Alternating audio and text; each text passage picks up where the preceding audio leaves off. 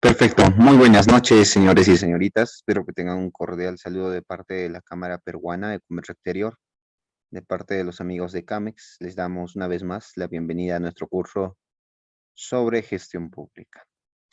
Como ya es de costumbre, por favor, voy en este momento a compartirles un pequeño video de inducción para poderles mostrar los beneficios que conlleva el que todos podamos entrar y utilizar nuestra aula virtual. Ok, a ver, me da un minuto. Perfecto. Mientras se van conectando los demás compañeros, les voy a mostrar, por favor, el video de inducción que nuestros amigos de CAMEX nos facilitan para, sobre todo, sacarle provecho a nuestra aula virtual, donde cada uno de nosotros puede entrar a poder revisar el material de cada sesión, así también como los videos grabados de clases pasadas. ¿Ok? Entonces, prestamos atención. Felicidades. Hoy empezarás a especializarte con tu programa experto. Acompáñame en el recorrido por tu nueva aula virtual. Lo primero que podrás observar al ingresar a tu programa experto es que en la parte central encontrarás como información general del programa el sílabo, brochure, un reglamento, un calendario de conferencias y el enlace para volver a ver este video. Debajo encontramos también la opción para acceder al grupo de WhatsApp del programa, donde el docente podrá responder nuestras consultas que tengamos fuera de clase. Debajo podemos observar cada uno de los 6 cursos que conforman nuestro programa experto, el cual, al darse clic, nos despliega todo el contenido de dicho curso. Aquí primero encontramos el sílabo y el manual del curso, además del cronograma de conferencias descargable. También podremos revisar que estos están ordenados en 8 unidades. Cada unidad contará con una clase en vivo, a la cual podrás acceder en la fecha indicada. Más abajo encontrarás el material de la unidad, el cual, dependiendo de esta, consiste en videos con sus respectivas plantillas o PPTs y su respectiva práctica de evaluación. Además, podrás encontrar unidades con material adicional, con más videos variados relacionados al tema para tu libre disposición. Al final de la unidad 4, encontrarás el examen intermedio y finalizando la unidad 8, después de haber tenido la última clase, encontrarás el examen de certificación. Una vez hayas obtenido la puntuación total requerida en el curso y presentado tu examen final de certificación, aprobándolo con la puntuación requerida, tendrás a tu disposición tu certificado. Das clic a la opción y te llevará a la siguiente ventana donde verás la opción Descargar certificado. Dicho certificado se descargará como formato PDF en tu dispositivo. Además, para mayor seguridad, nuestros certificados cuentan con un código QR de validación, el cual podrás escanear con un lector QR fácilmente desde tu celular y te llevará a nuestro portal web con los datos del alumno certificado. Esto evidenciará que dicha persona se ha certificado con nosotros. También cuenta con una segunda opción, que es un código de validación personalizado, donde ingresando este código a nuestra web podrás obtener estos datos de validación. Y, como podemos observar, esto se repite para todos los demás cursos que conforman nuestro programa experto. Luego, si subimos de nuevo y nos fijamos en el lado derecho de la plataforma, podrás encontrarte con una pestaña para acceder al sílabo del programa experto, otra pestaña debajo, de nuevo este video. Debajo tenemos también un calendario donde se verán reflejados nuestras conferencias programadas de nuestros cursos del programa experto del presente mes. También recordemos que por acceder a este programa experto, tenemos acceso a 5 sesiones de mentorías personalizadas, con un docente especialista del curso. Para esto, solo necesitamos acceder aquí y registrar nuestra solicitud en el formulario de registro, que en menos de 24 horas, un asesor CAMEX se comunicará con nosotros para coordinar la fecha y hora de la mentoría a realizarse. Estas mentorías se realizan mediante la aplicación de Zoom y tienen una duración de 30 minutos.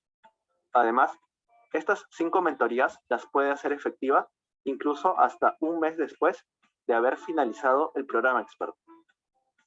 Debajo encontramos la Masterclass, la cual consiste en una recopilación de videos relacionados a los cursos de nuestro programa experto.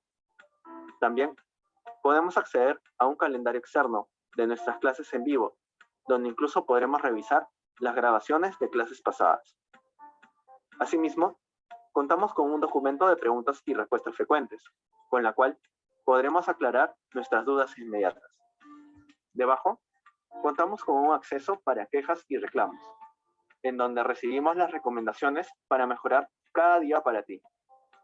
Finalmente, podrás darle clic al botón verde y enviar un mensaje corto, que luego de un tiempo prudente, uno de nuestros asesores se comunicará contigo. Bienvenido a nuestro grupo de soporte al estudiante mediante WhatsApp.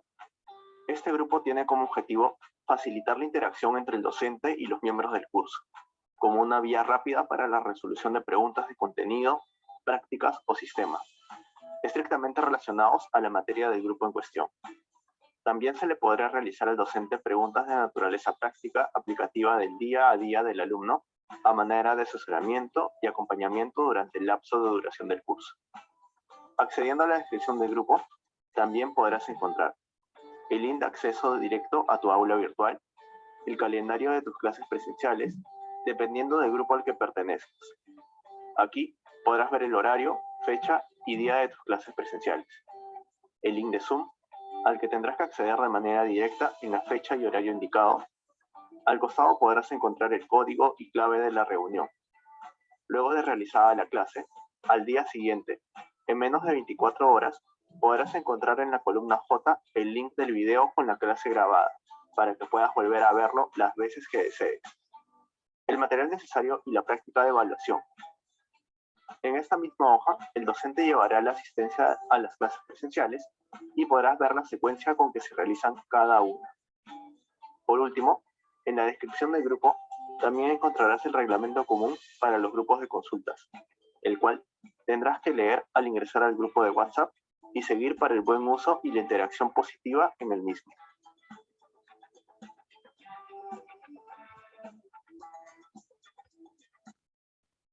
Perfecto. Entonces, una vez más, les damos la cordial bienvenida.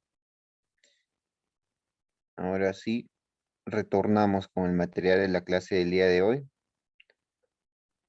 Y de paso,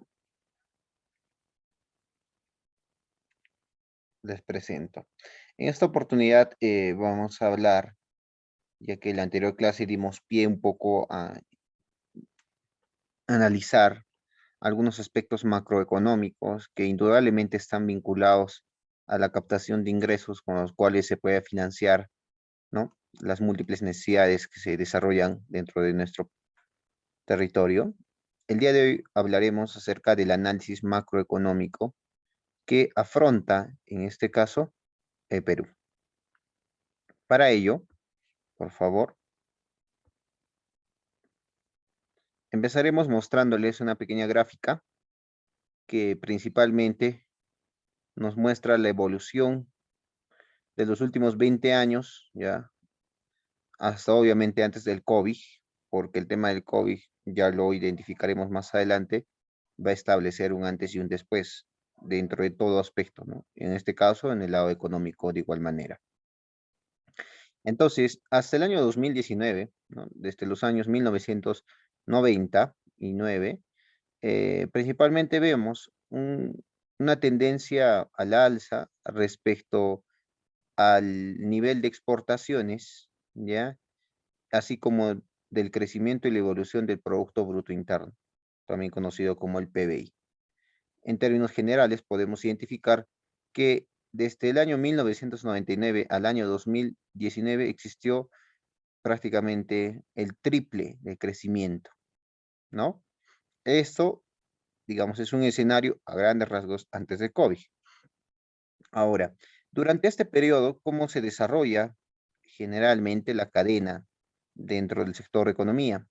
Bueno, para este análisis hemos escogido evaluar la cadena de pagos, es decir, la cadena de retribuciones que conlleva los diferentes agentes económicos a nivel nacional e internacional.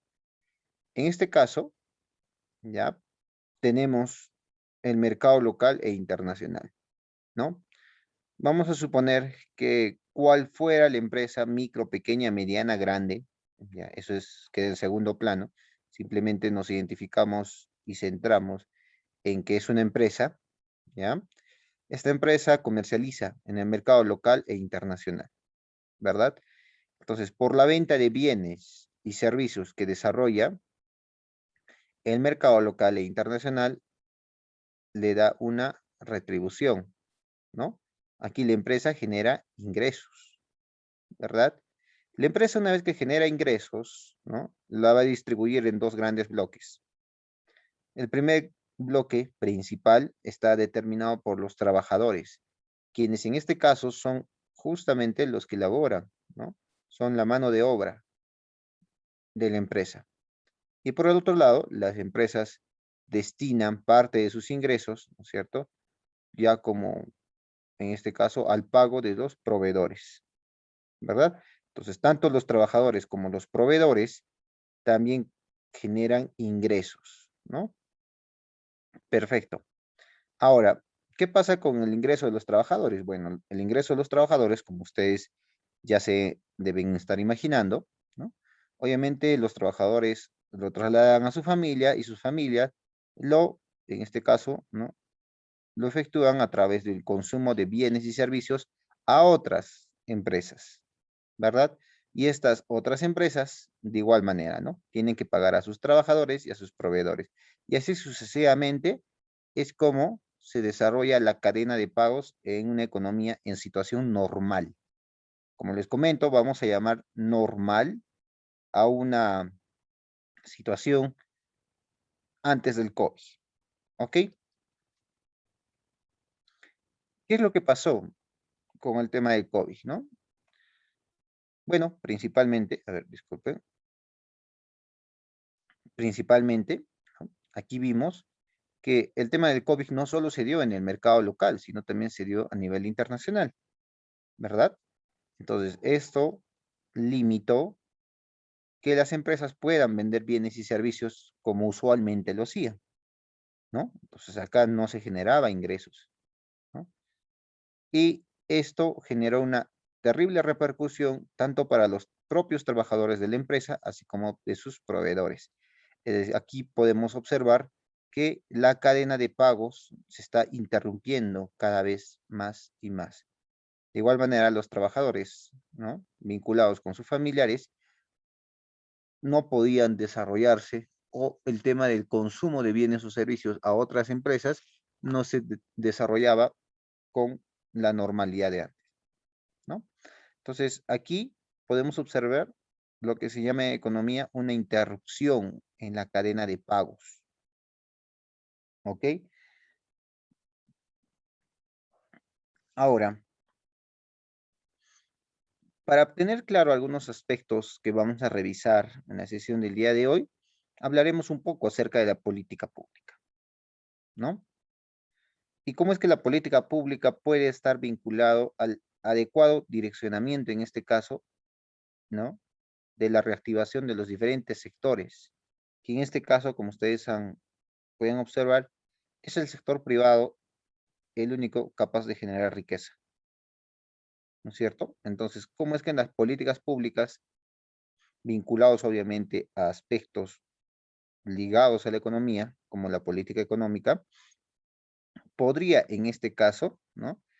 Efectuar, generar un espacio o un escenario en donde el sector privado pueda maximizar ya sea sus ingresos, sus ventas, ¿no es cierto?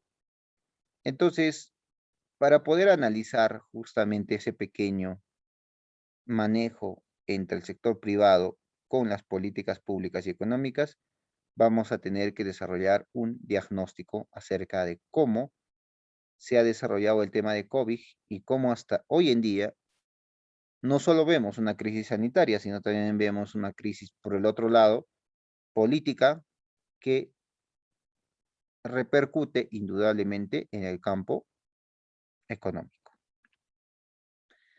Entonces, el escenario, digamos, si podemos llamarlos, ¿no?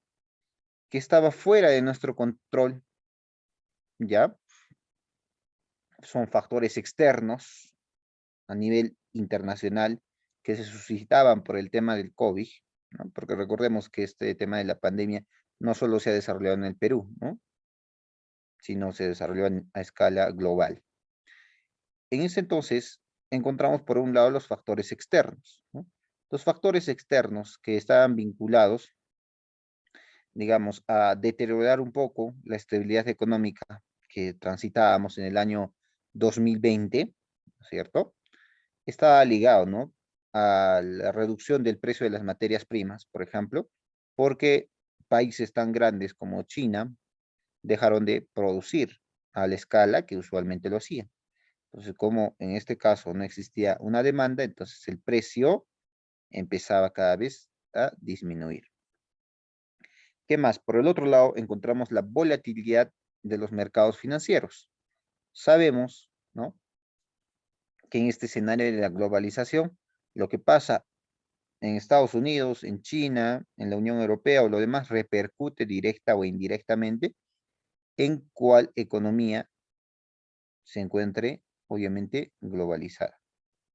Entonces, el mercado financiero, indudablemente, ¿no? Ahí también se ha desarrollado una terrible volatilidad. La disminución del propio comercio internacional y los efectos indirectos vinculados ya sea al tema de transporte, ¿no? Comercio, servicio, entre otros. Han sido factores externos que el Perú indudablemente no podía, digamos, no tenía esa facilidad de poder establecer políticas como para mejorar, no, sino a nivel mundial esto ha repercutido. Ahora, ¿cómo se desarrolló, digamos, el escenario del impacto del COVID-19 en nuestro Perú? A través de los factores internos, ya yendo propiamente a nuestro territorio, ¿no? Se dio a conocer por la interrupción en la cadena de suministros, ¿no? Y una menor producción, si no se ha producido, obviamente porque se tenía una cuarentena muy estricta, ¿ya? Ese tema creo que anteriormente ya le hemos hablado. Entonces, el tema de la oferta, aquí pues se ha visto totalmente limitada, ¿no? Por el otro lado, ¿no? Por el otro lado estaríamos hablando de la demanda, se vio pues, ¿no? Una disminución de las compras, principalmente del sector servicio, que es lo fuerte también, ¿no? Del servicio, en este caso, turismo, ¿m? Para el Perú. Así como el tema de las expectativas, ¿no? Respecto, si a nivel internacional el mercado financiero presentaba mucha volatilidad, indudablemente nosotros somos parte del mercado internacional, entonces nosotros también hemos pasado por esa etapa. Ahora, usualmente, ¿no? En economía se toma en referencia algunos hitos que van a marcar un antes y un después. Y esos hitos, por ejemplo, en el primer gráfico ustedes pueden observar, ¿no? Están representados por la primera, por ejemplo, ¿no? La Primera Guerra Mundial, ¿ya? En donde el PBI mundial, ¿ya? Más o menos tuvo una recesión de menos 5%, ¿cierto? Luego, la Gran Depresión, ¿no? Como ustedes alguna vez de repente han estudiado, ¿no? Por historia, en el caso de Estados Unidos, que también, ¿no? Tuvo una escala similar. Otro hito importante respecto al análisis macroeconómico, se observa que se desarrolló en la Segunda Guerra Mundial, ¿no? El cual estuvo oscilando entre 5.3, menos 5.3, perdón, ¿no? Y bueno, de ahí en adelante, progresivamente, el PBI mundial se había estado desarrollando en términos positivos, ¿verdad? De repente, un momento en el año 2010, en el año 2009, ¿no? Por la burbuja inmobiliaria que pasó en Estados Unidos, a nivel, digamos, internacional, no llegamos a pasar, ¿no? A un signo negativo. Por lo menos de repente nos encontrábamos en un 0.1, pero seguíamos en este caso teniendo una tendencia positiva. Pero bueno, el tema del COVID, como les comentaba, marcó una pauta, ¿no? Porque ahí se desarrolló una recesión de menos 4.3%, ¿verdad? Perfecto.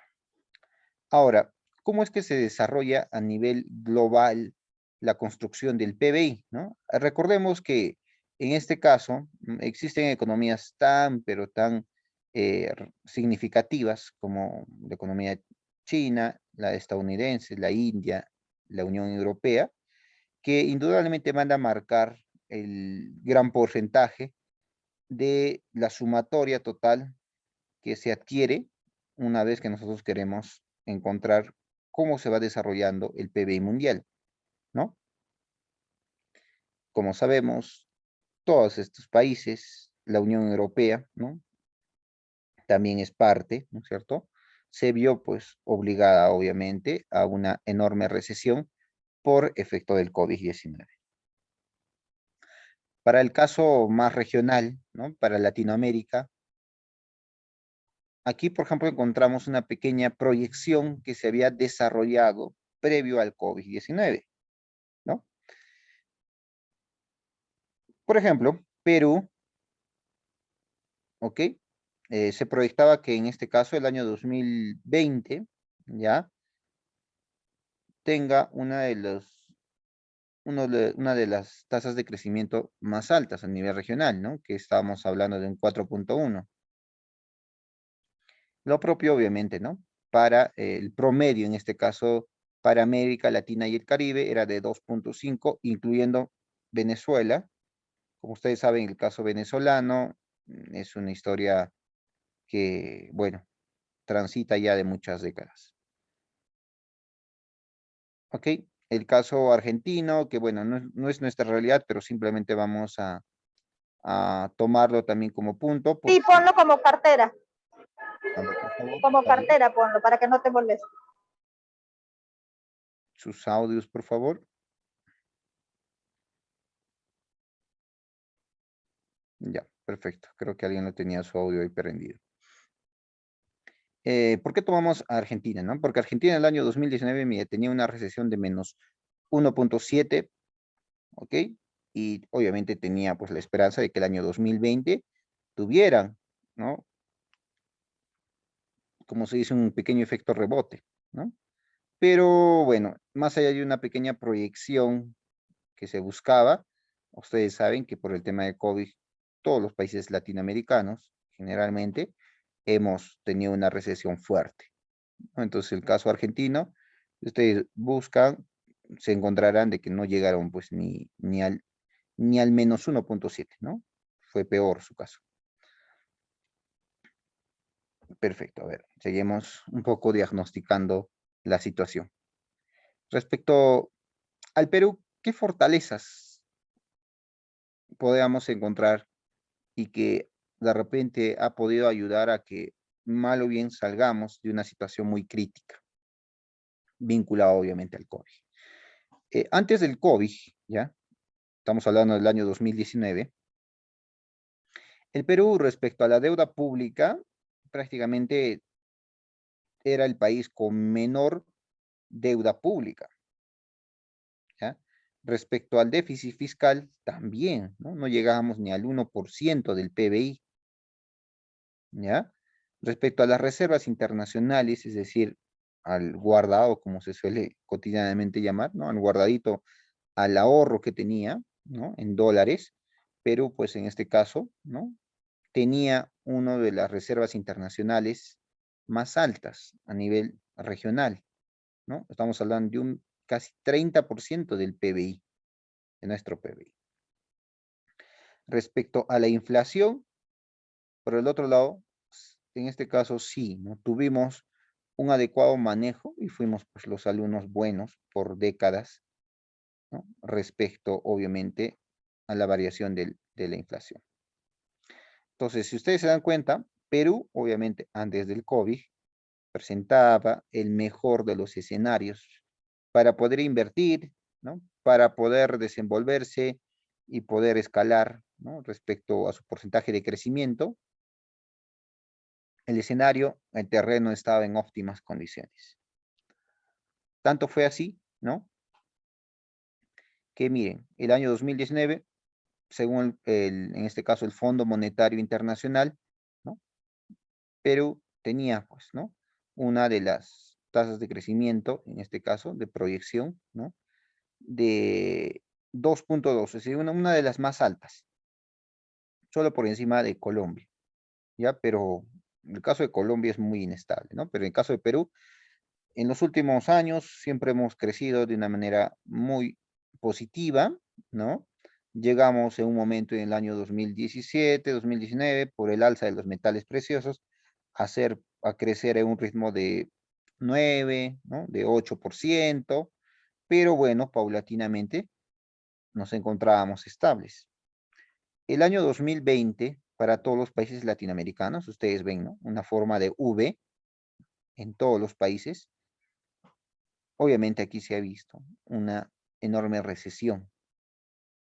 Pero el caso peruano, a diferencia de los demás, del mexicano, del de Brasil, Argentina, Colombia, Chile, a nivel de América del Sur, América Central o América Latina y el Caribe, nosotros hemos tenido una recesión histórica. Hemos llegado a un menos 12%. ¿Ya? Miren acá México, ¿no?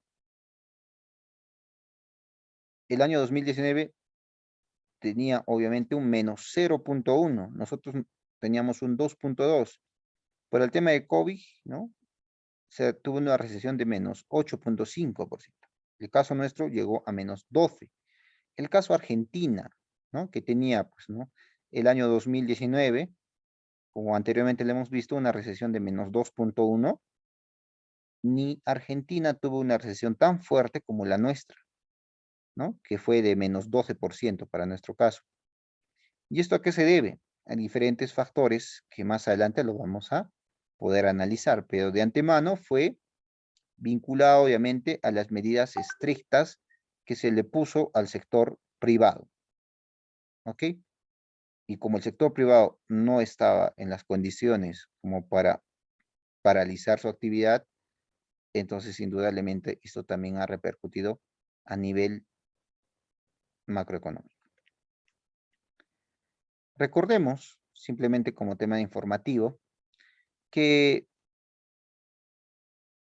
Perú prácticamente pasó, ¿no?, a ser el país de menor crecimiento económico a nivel regional, ¿no es cierto? Estamos hablando desde la década de 1975 al 2019, a ser uno de los países con mayor crecimiento promedio. ¿Ya? Sé que puede haber dificultades, sé que de repente hay mucho por mejorar, sí, pero las cifras no mienten. Fuimos desde la Constitución del 75, ¿cierto? Una de las economías con menor crecimiento a pasar a ser una de los países con mayor crecimiento promedio dentro de América Latina. ¿Ok? Entonces, la pregunta sería, ¿qué falta por mejorar? Varios aspectos. El tema de la pandemia, el tema de COVID, indudablemente ha desnudado, no solo en el sector salud, sino también en el sector, ya sea financiero, en el sector económico, en el sector educativo, varias flaquezas que el Perú presentaba, pese a a los interesantes tasas de crecimiento, por lo cual en promedio nos estábamos desenrollando, ¿no? Por ejemplo, ¿no? Si hablamos acerca de la inclusión financiera, ¿ya? Es decir, hablamos del porcentaje de peruanos que por lo menos posee un número de cuenta, ya sea corriente, a plazo fijo o una cuenta de ahorro. Aquí se ha observado que solo el 38%, ¿ya?, de peruanos posee un número de cuenta. ¿Ya? ¿Eso qué quiere decir? Que el resto, hablamos del 62% de peruanos, no tiene un número de cuenta. ¿Y esto cómo se interpreta, profesor?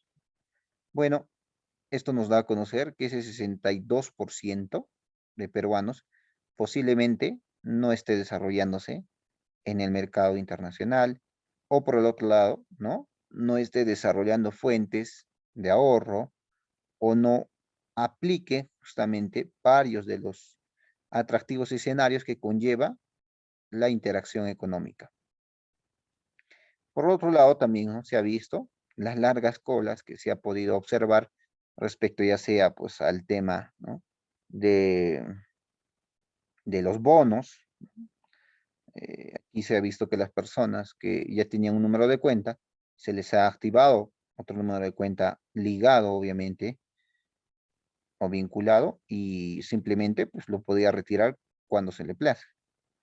Pero las largas colas evidenciaban de que realmente el 62% de peruanos, como bien desarrolla actividades, pero posiblemente vinculados al sector informal, porque si tuviera un número de cuenta, entonces podríamos traducirlo un poquito, ¿no?, si queremos llamarlo así, vinculados obviamente a que desarrolla actividades en el sector formal, en el sector internacional, lo cual hoy en día, bajo las condiciones, es un poco preocupante, ¿no?, saber por qué muchos peruanos por lo menos no tienen un número de cuenta de ahorro o una cuenta corriente a plazo fijo. A eso se le llama, pues, ¿no?, una brecha, ¿no?, una brecha financiera. Ahora, también hemos podido encontrar respecto al índice, ¿no?, de economía del hogar, a la planificación financiera, es decir, al porcentaje de peruanos que no vive del día a día, sino que por lo menos parte de sus ingresos lo destina a una previa planificación financiera, ¿ya? Destinando un pequeño porcentaje a eventos fortuitos que pudieran pasar, como lo que pasó por el tema del COVID. Se ha podido observar que dentro de la región nosotros somos pues uno de los países, digamos, con mayor informalidad respecto a la planificación financiera, ¿no? No poseemos una planificación financiera. Ahora, por el otro lado, ¿no?, si hablamos respecto al mercado laboral de quienes representarían la mano de obra, se ha evidenciado, y bueno, se sabía desde más antes, ¿no?, de que 8 de cada 10 empresas, digamos, eran MIPES, ¿no es cierto? Micro y pequeñas empresas. Pero por otro lado se ha evidenciado que casi el 90%, ¿no?, de las MIPES, ¿ok?, en este caso están más vinculados al sector informal. Estamos hablando de un 83% del 100% de MIPES, ¿ya? Son informales. Esto es hasta antes del COVID. Imagínense lo que hoy en día va a representar, ¿no?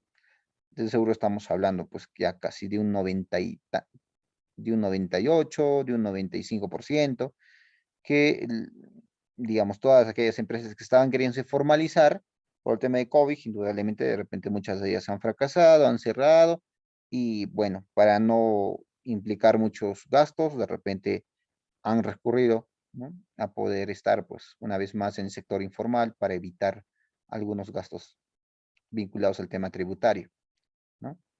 Porque recordarles, la importancia, lo fuerte del Perú son las MIPES, 8 de cada 10 empresas, ¿no? Imagínense que fuera 5 de cada 5, perdón, 5 de cada 10 empresas serían formales. Eso representaría pues algo atractivo para el tema de la recaudación del presupuesto público que en la última clase hemos visto, ¿no?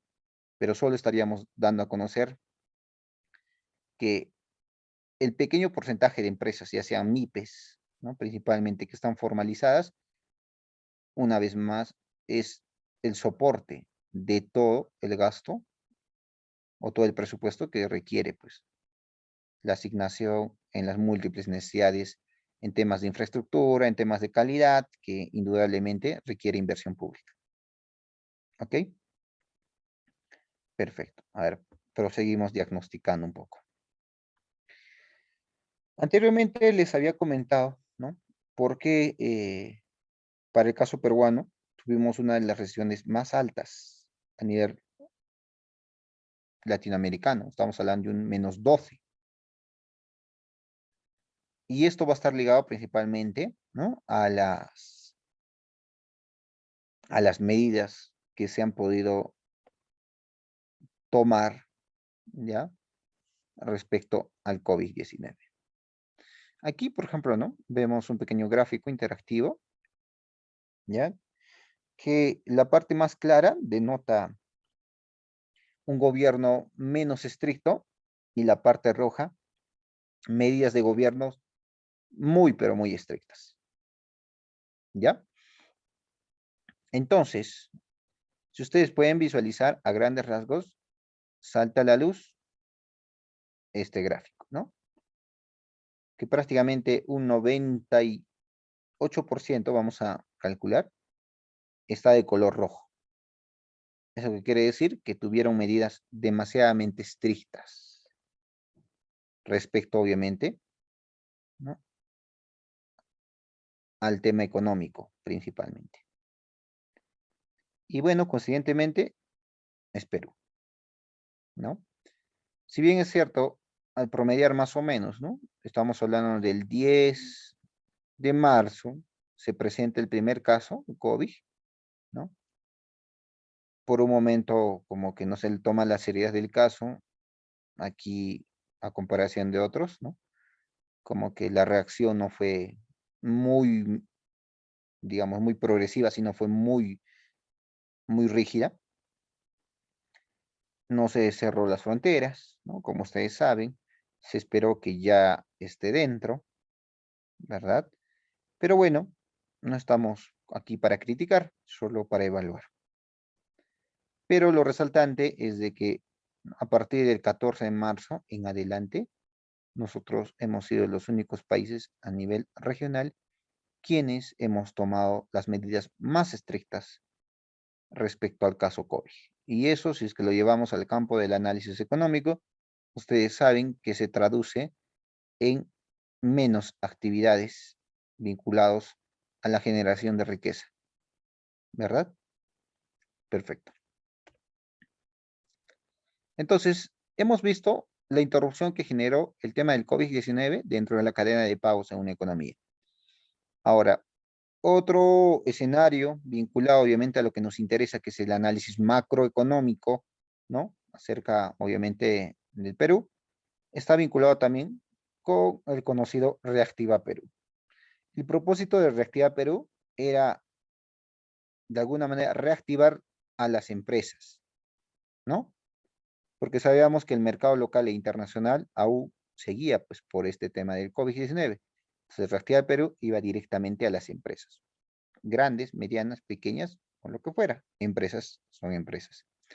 Y de esta manera las empresas, ¿no?, no iban pues a, en este caso, verse interrumpidas en la cadena de pagos para sus trabajadores, sus proveedores, y así progresivamente como que buscaban que la cadena de pagos dentro de la economía poco a poco se vaya reactivando.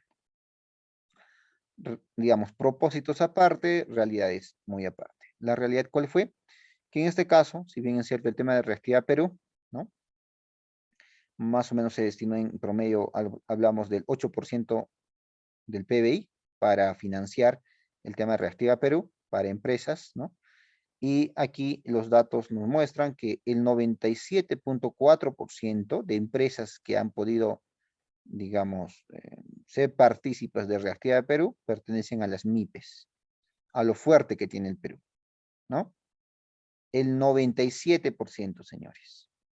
¿Ya? Yo sé que ahorita muchos de ustedes dirán, profesor, pero no ha habido, las empresas grandes se han beneficiado más, las empresas pequeñas no se han beneficiado. Ya, aquí estamos hablando del total de empresas, no estamos hablando de qué tanto se han beneficiado. El 97% son MIPES, ¿ya? Las medianas empresas, miren, solo es el 0.6, ni el 1%, ¿verdad? Y del total de empresas beneficiadas, las grandes empresas representaban solo el 2%. ¿Ya? Ese es del total de empresas que se han beneficiado. Ahora, la contracara de esta realidad es la siguiente. Que este 97.4% de empresas que se han beneficiado del Reactiva Perú, si podemos repartir la torta, únicamente han podido acceder al 39.2%. Y las grandes empresas que representaban, ¿no?, el 2% nada más de empresas quienes han acudido al Reactiva Perú, han podido obtener el financiamiento del 55.7%. Ahí recién, ¿no?, pueden ustedes observar de que obviamente se ha financiado o en este caso las grandes empresas, han sido pues las dichosas de recibir el mayor porcentaje de la torta, como quien se dice, ¿no? Y las medianas empresas únicamente el 5,1%, ¿no? Miren, es una realidad muy cruda en el Perú, ¿no? El 97% de las empresas que se han beneficiado son MIPES, pero únicamente han sido partícipes ese 97% del 39,2%. ¿Y esto a qué se debe? A que gran parte de las MIPES, ¿no? Obviamente en temas vinculados a garantizar, ¿no?, el tema de su financiamiento, fueron muy básicas, pues, ¿no? Perfecto. A ver, ahora vamos al análisis post-COVID, lo que dejó el COVID, ¿no? Aquí se observa, ¿no?, muy didácticamente, que el primer semestre, si hablamos de enero hasta junio del año 2020, tuvimos pues una recesión de menos 17,4%. Muchos dirán, profesor, ¿no era menos 12%? Sí, pero eso ya es sumándole el segundo semestre del año 2020, que fue de menos 7%. Entonces, en total, el año 2020 tuvimos pues una recesión de menos 12%, ¿ya? Pero miren, casi llegamos al menos 18, ¿no? Estábamos totalmente mal en el manejo. La proyección que se tiene por parte, obviamente, del MED, del Banco Central de Reserva, es de que para el año 2021 la tasa de crecimiento del PBI sea pues de un 10%, ¿no? Aquí lo que se espera es un efecto rebote. Y para no hacerla muy larga, ¿qué es el efecto rebote? Simplemente es como cuando una persona suelta una pelota, ¿no? El rebote que va a ocasionar va a ser más alto de la altura que nosotros hemos soltado, ¿no es cierto? Entonces, ese más o menos es lo que se esperaba, ¿no? Y no solo para el Perú, sino a nivel mundial, ¿no? Las proyecciones que se tenían para el año 2021, ¿no?, son altas. Efecto rebote, efecto rebote, efecto rebote. Como la economía ha estado muy cerrada, ¿no? Entonces, si para el año 2021 se iba a normalizar todo, entonces todos pues íbamos a salir, hasta el que menos viaja, ¿no?, a querer pues distraerse, viajar, relajarse, yo qué sé, ¿no es cierto? Quería salir. ¿Qué más podemos encontrar en el análisis post-COVID? Bueno, principalmente la variación, la evolución de las exportaciones. Obviamente nos hemos recuperado, ¿no es cierto? La balanza comercial también mostraba justamente ello, ¿no? Si el total de exportaciones menos las importaciones comprenden pues la balanza comercial, ¿no? ¿Qué tanto nosotros hemos exportado? ¿Qué tanto nosotros hemos importado? ¿No es cierto? Eso ayuda bastante. ¿Por qué? Porque también refleja pues que la economía está volviendo a su normalidad. Eso era algo deseado. Ojo, no digo que eso es lo que está pasando ahorita, es algo deseado. Porque lo vamos a ver, que para nuestra mala suerte, si podemos llamarlos así, tuvimos una enorme crisis política, ¿no? Cerrando el año 2020, ¿no? Empezando el año 2021, tuvimos el tema de la coyuntura electoral, entonces como que no dejó, pues, que obviamente la proyección que se tenía respecto al crecimiento sea pues la esperada, ¿no? Al contrario, estábamos pues, ¿no?, de especulaciones medianas a especulaciones muy, pero muy negativas. Bueno, otro aspecto importante a tomar en cuenta dentro del análisis post-COVID también, es que aún nosotros, el año 2020, ¿no?, teníamos pues uno de los porcentajes, en este caso de riesgo país, más sanos. A ver, para que me entiendan, es como cuando alguien, ¿no?, quiere sacar préstamo del banco y en este caso mm, va el analista, ¿no?, mira si está en Infocore, ve su historial crediticio, ¿no?, y si es que ve que la persona pues está apto, se le da el financiamiento. Entonces, de igual manera, el riesgo país, aquí por ejemplo a escala mundial, ¿no?, nos da a conocer que los países con color verde son países con grado de inversión, ¿no?, que mantienen estable su calificación y perspectiva crediticia. Y si ustedes evalúan, dentro de América Latina, nosotros hemos sido en los últimos años los alumnos buenos. Aquel cliente que sí paga, aquel cliente que sí tiene, en este caso, un grado de inversión que mantiene cierta calificación estable, ¿no? Aún el año 2020 tenemos esa calificación. El año 2021, lastimosamente, ya no somos el alumno bueno. ¿Qué más? Respecto al tema de la pobreza, ¿no? Aquí hemos visto de que concretamente, ¿no? La evolución de la pobreza, pues hemos tenido un retraso enorme, ¿no? Obviamente por el tema de COVID estoy hablando, ¿no es cierto? Aquí, el año 2019, por ejemplo, ¿no? Respecto a pobreza, ¿ya? Pobreza extrema, el año 2019 era de 11%, pero el año 2020 hemos crecido hasta el 15%, hemos retrocedido. Si hablamos netamente solo de pobreza, el año 2019 era de 30.2%. Y para el año 2020 hemos crecido casi 5 puntos, ¿no? 7 puntos, 37.3%. Entonces, aquí observamos un poco acerca, ¿no?, de la evolución respecto a la crisis social y económica que ha conllevado a la disminución de la pobreza hasta el año 2019, ¿no es cierto? Año tras año teníamos pues una reducción de la pobreza saludable, ¿no? Porque cuando se traduce el crecimiento económico en la disminución de algunas brechas, como el tema de la pobreza, se reduce pues de esta escala, ¿no? Pasamos de un 55 a un 49, a un 42, 37, 33, ¿no? En algunos casos de repente subimos un poquitito, como es el año 2017, del 16 al 17, ¿no? Que subimos un punto. Luego nuevamente bajamos, ¿no? Esto sí es de una economía sana. Pero ¿qué pasa? En otros países, por ejemplo, ¿no? Se endeudan para financiar proyectos sociales, ¿no? Para dar más bonos, para dar, yo qué sé, ¿no? Sí, para endeudarse. Traducir en otras palabras, ¿no? De que yo te voy a pagar o yo te voy a ayudar a salir de la pobreza a costa de que el Estado se endeude o algo así.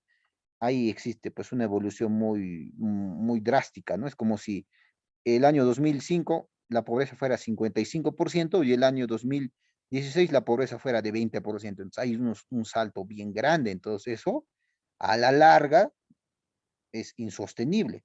Pero en el caso peruano teníamos pues, ¿no?, una disminución de la pobreza que no estaba necesariamente vinculado con endeudamiento, sino que se estaba traduciendo, ¿no?, respecto al crecimiento positivo que teníamos respecto al PBI. ¿Ya? Pero bueno, el año 2020 tuvimos un retroceso de la disminución de la pobreza en el Perú. Y en este caso tuvimos un retroceso de 10 años, ¿no? Es decir, equiparando al año 2010. El año 2010, ¿no? La pobreza en este caso era pues de 30.77. Y el año 2020 la pobreza incrementó a 30.10, casi estamos equiparando, ¿no? Entonces, aquí en términos sociales y económicos, ¿no?, por efectos del COVID, tuvimos un retroceso de 10 años respecto a la disminución de la pobreza. Ahora, ya cerrando el año 2020, obviamente hemos tenido la inestabilidad política, ¿no es cierto?, acerca del cierre de Congreso, en este caso, ¿no?, por parte de Vizcarra, luego Merino, protestas y protestas, ¿no es cierto? Luego, por otro lado, esas protestas también se han traducido en cierta inestabilidad en el mercado bursátil. Tuvimos en este caso un tipo de cambio que parece entonces era pues de 3.63%. Hoy todos decíamos que por lo menos esa fuera nuestra realidad, pero bueno, lastimosamente también sabemos de que el año 2021 iniciamos con el tema de las elecciones, ¿no? Por ejemplo, ¿no? Esto ya representa desde el año 2021, ¿ya? Y bueno, como les digo anteriormente, ¿no? Por lo menos todos decíamos que ahorita estaríamos, pues, que el tipo de cambio fuera de 3.63, pero el mes pasado cerró con 3.91. Y este mes, que también es un 17, de julio, ¿no? Ya ha pasado un mes, seguimos con 3.92, 3.93. Está, si no fueran por las medidas que se han considerado tomar gracias al Banco Central de Reserva, hace rato ya hubiéramos pasado pues, los 4, ¿no? Los 4, el tipo de cambio. Lo cual se traduce, obviamente, ¿no?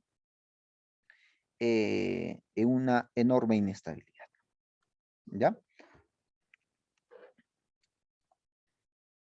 También, ¿no? Respecto al índice general de la Bolsa de Valores, en los últimos años, bueno, tuvimos una evolución para nada interesante, para nada óptimo, ¿ya?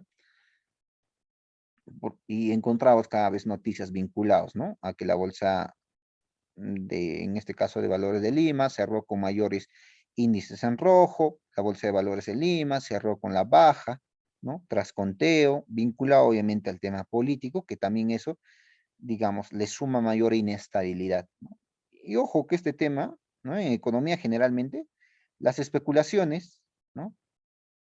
Son muy maliciosas, ¿ya? Pero las especulaciones no surgen de la nada, sino surge porque alguien con, digamos, alguien con voz de mando genera esa inestabilidad. No es que porque simplemente un periódico se inventa un titular y todo el mundo va a hacer caso de ese periódico, no, ¿no?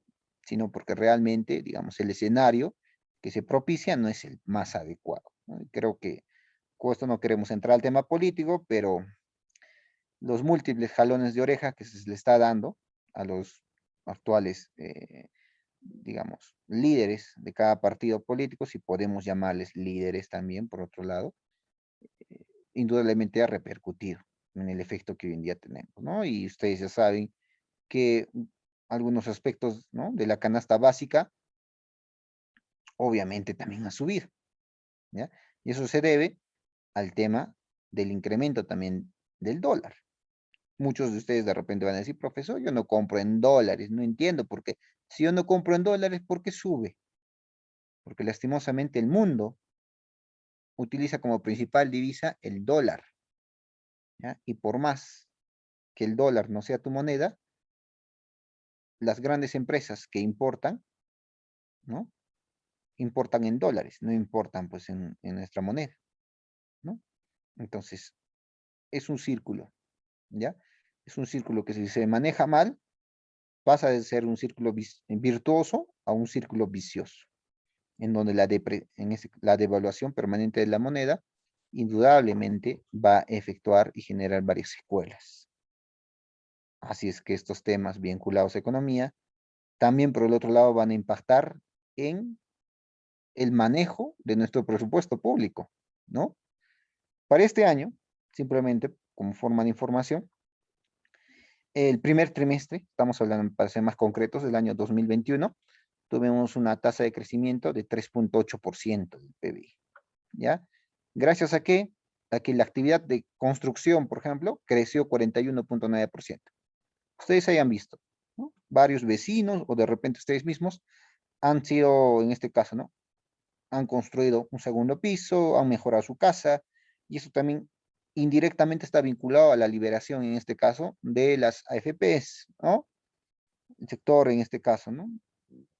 Que está ligado a las AFPs, como había esa liberación, de repente ese dinero lo ha traducido directamente en construir, pero como había una amplia demanda de construcción y una poca producción, entonces el precio también, ¿no? Digamos, de las herramientas vinculadas al tema de la construcción ha incrementado, se ha duplicado y en algunos casos hasta se ha triplicado. Una amplia demanda conlleva que el precio del bien o servicio incremente. Igual, la actividad manufactura, ¿no? Ha sido algo que también ha ayudado porque ha crecido 16.1%. Ahora, en el primer trimestre, ¿qué sectores, digamos, han tenido una recesión alta? Por ejemplo, ¿no? Actividades vinculadas a alojamiento y restaurante cayó un 30.6%. Era de entender, ¿no es cierto? Que a pesar de la reactivación que se busca, ¿no? Aún no estamos pues del todo listos, aún los alojamientos y restaurantes como que no cumplen con todas las medidas, entonces como que en el primer trimestre de este año todavía, ¿no? Cayó. Y lo propio para el tema de transporte, almacenamiento, correo y mensaje, ¿no? Menos 14.5. Entonces, a grandes rasgos, el crecimiento del PBI el primer trimestre de 2021 fue de 3.8%, ¿no? La proyección que se tiene es de crecer de un 12, un 11 o un 10%, ¿no? Pero siendo un poco mesurados, ya estamos a mitad de año, creceremos en promedio, estamos hablando de un 4% en promedio, ¿no? Esto se debe mucho al escenario que lastimosamente le tocó vivir pues todavía para el año bicentenario Perú, ¿no? Por otro lado, como les comentaba, lo que pasa en la economía interesa al sector público indudablemente, ¿no? Porque gracias a lo que pasa en el sector económico se construye el presupuesto. Y la anterior clase ya les he explicado una vez y, y ahora nuevamente les remarco, ¿no?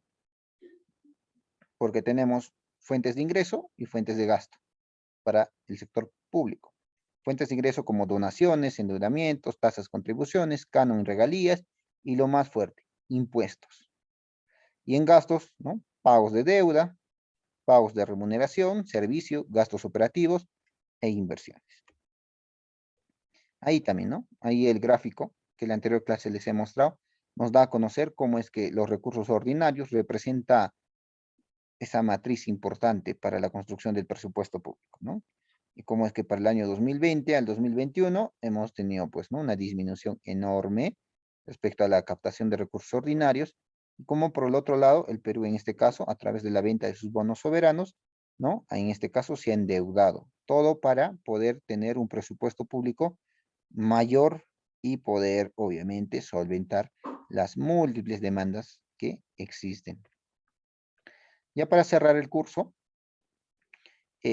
voy a mostrarles dos gráficos interesantes, por favor, respecto a quién gasta más en los diferentes niveles de gobierno. Del total del presupuesto, el 65%, señores y señoritas, se designa al gasto del gobierno nacional. El 65% del gobierno nacional hace uso del presupuesto público. El 21% hacen uso los gobiernos regionales y solo el 14% los gobiernos locales. Coincidentemente, si podemos comparar estas cifras, los gobiernos nacionales generalmente, ¿no? Lo encontramos en Lima, ¿ya? Y los gobiernos regionales que hacen uso solo del 21%, en su gran mayoría, obviamente, ¿no? Están fuera de Lima, así como de los gobiernos locales que solo representa el 14%. ¿Ya? Y por el otro lado, ¿no? Si vemos la naturaleza del gasto, es decir, ya, perfecto. Dejamos en segundo plano el nivel de gobierno, sino vamos a ver en qué o a qué sector, en este caso, ¿no? O para qué lo destinan el gasto público, ¿no es cierto? Se da a conocer que el 35%, ¿no? En este caso se destina al pago de personal y obligaciones sociales, el 35%. Por eso, muchos analistas del caso dan a conocer, ¿no? Que existe una gran industria que se está generando en el sector público, es decir, se contrata más personas de las que se requieren en la gran mayoría, a grandes rasgos, ¿no? Del sector público. Bien, del total de presupuestos, imagínense, ¿no? El 35% se destina al pago de personal, ¿ya? El 25% a la adquisición de bienes y servicios, el 24% directamente a inversión pública, el 5% otros gastos corrientes y el 11% a donaciones y transferencias. ¿Ya? Entonces tómenlo en cuenta, por favor. El 35%, ¿no? Según su naturaleza del gasto, se destina al pago de personal y obligaciones sociales. Y por el otro lado, ¿no? Respecto a quién gasta más respecto a los niveles de gobierno, los gobiernos nacionales gastan el 65%. ¿Ok? Perfecto. Y bueno, señores estudiantes, de esta manera llegamos a la parte final de la clase del día de hoy, ¿ya? Siendo exactamente las 8 en punto, ¿ya? Felizmente nos ha alcanzado el tiempo. A ver, por el otro lado les quería comentar, por favor, que en este caso el examen, ¿ya? No les voy a poder facilitar por este medio, ¿ya? porque lo que queremos también es de que ustedes puedan, en este caso, visitar más su aula virtual. Así es que el examen se encuentra en su aula virtual, ¿ya? Como les vuelvo a reiterar, por favor, ustedes con calma pueden entrar a su aula virtual, revisar el material, descargar, ¿no? Y luego de darle un pequeño repaso, también pueden, en este caso, con calma, ¿no? Desarrollar su examen, ¿ya? Y bueno, de esta manera llegamos a la parte final, invitándoles una vez más a que el próximo jueves sean partícipes de la sesión sobre nuestro curso de gestión pública. Cuídense mucho, señores y señoritas, así también como les pido que cuiden bastante a sus seres queridos. Conmigo será hasta una próxima oportunidad. Buenas noches, permiso.